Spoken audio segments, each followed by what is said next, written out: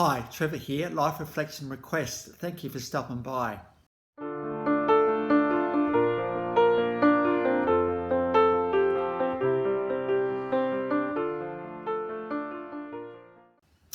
Well, coming again today, you're very, very welcome. I trust you enjoyed my last video on heavy metal band Anthrax.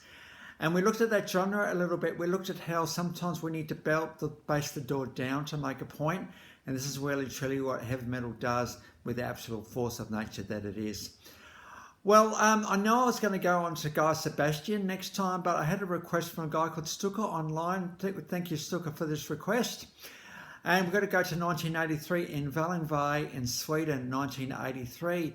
Quorthorn, who's very much singer, songwriter, guitarist, and pretty well the mainstay of these guys. Frederick Melander at the start and James Ackerfund were at the start there as well. The guys were talking about a Bathory. Now you might be thinking that's a strange name for a band. Well, you've got to remember this is heavy metal. Heavy metal goes into the darkness of the world. You know what? Sometimes the darkness needs to be exposed for what it is, and this is well and truly what Bathory have done, because these guys are the pioneers of dark metal. So we're going into very, very interesting places here.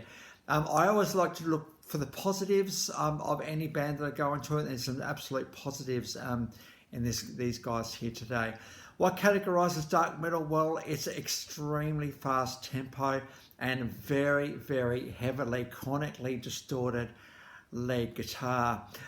With a bit of picking thrown in there. So we're talking screaming vocals, like ear-splittingly distorted guitar and everything else that goes along with it.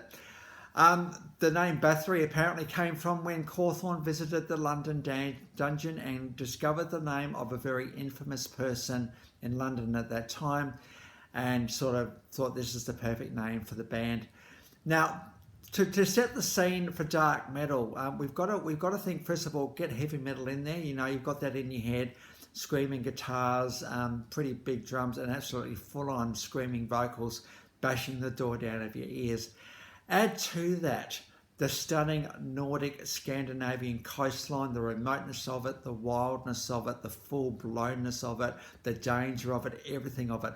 You put those two things together, and you add in there a little bit of a tip of the hat to paganism, a bit of a hat to the Nordic mythology around of the gods of the time, and you get this incredible blend of music and environment to get dark metal. And this is what Bathory were able to do in this genre. They also went on to this other thing called Viking metal a little bit down the track as well. So you've got to have this wildness and totally unobliterated, everything landscape. You're just standing on the cliff top. You're looking at the rolling waves, not just rolling up to the shore, but trying to bash the rocks down. The Arctic Ocean, the coldness of that, just the ruggedness of the whole place. And the only thing that's going to really capture that whole essence, and also the tremendous courageousness of the Scandinavians of the past, is through this absolute full-blown dark metal. There's something quite beautiful about dark metal as well, even though it's just full-blown ear-splitting and crazy. There's something quite stunningly majestic and beautiful about it as well. And this is what's made me really, really quite enjoy looking at these guys today. Bathory first appeared on the Scandinavian Metal Attack. Apparently a heavy metal band pulled out of that particular combination, and Bathory said, hey, we'll give it a go, and they got in there. And apparently the fan mail that came from that particular album was absolutely overwhelming, and Bathory thought, well, we've got a bit going on here. And then they started to record. Their early work was very dark, very, very dark indeed, and very, very heavy, very, very fast, and a lot of distortion. And a little bit like the Beatles, in around 1965, Bathory stopped performing 2 years after they were formed because it was just too much effort. They couldn't get the sound right. There was just too much effort recording, too much effort playing live, and so they ended up just recording from that point onwards. In fact, from 1984 to 2003, there were 12 studio albums and 5 compilation albums. Now, the song I was asked to look at was Home of Once Brave. Now, the unfortunate thing about Bathory is there's not many videos online for these guys. There is one very significant video we'll get to in a minute. But Home of Once Brave, I couldn't see a live version of this one anywhere.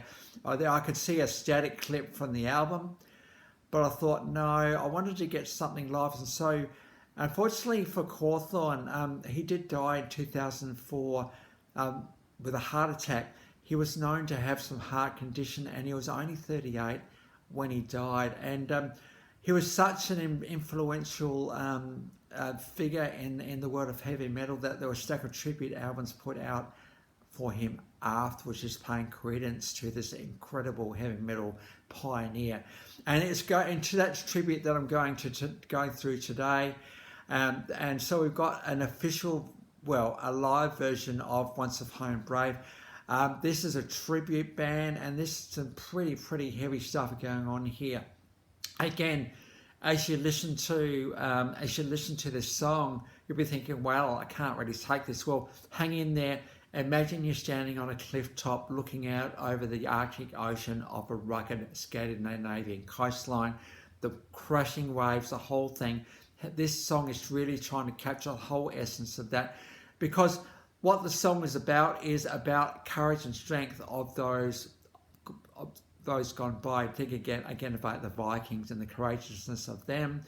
This is well and truly the inspiration behind Home of Once Brave. Home of Once Brave. Perhaps where is the bravery gone? It's gone a little bit, but you know, how inspirational to have these characters in our past. And so it came off the classic Hammer Heart album of 1990.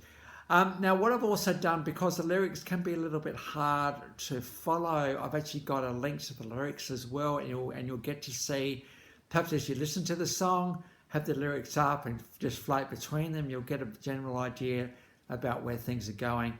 So we've got the official tribute version of Home of Once Brave. Now, the only official clip that Bathory ever did was one ride to ASA Bay. And this very much, actually one road to ASA Bay, I should say. This was funded by Quorthorn himself, and he just needed to get a song out there. This song's all about the Christianization of the Nordic lands. People from a distant land bringing strange thoughts, strange ideas and strange beliefs to a new land. Not really understanding what was there beforehand, and just coming on really not understanding what was there beforehand and the beliefs were coming. Instead of being bitter towards that, Quorthorn just sort of talks about change of ethos and change of mythology when that particular happened. But there certainly were stories of forgotten ways and sort of a lament to the lost. So Quorthorn is very easily gone to a bit of a sharp line here between what happened and, you know, what that meant. And so all credit for him for taking the bigger picture story here on that one and casting a bit of a different spiel on it. So we've got the official clip on that one. You know, we've got priests and all sorts of things. It's quite a long song. You've got to stick with this one and to follow the story all the way through. And again, because the lyrics are a little bit hard to understand, I've got a link to the lyrics for you to have a look at those ones as well. So thank you to Stuka for referring me to these guys, and I hope I've given these guys justice. What a loss to the world when Quorthorn died in 2004, and so good to see that he's been given a tribute ever since as the pioneer of dark metal. That is for sure. It doesn't get much heavier than this, guys. Really heavy stuff indeed. So the links to those two songs and associated lyrics are in the description below.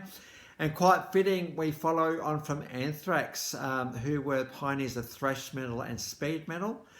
So my reflection on them is also there if you want to, and so feel free to have a look at that one.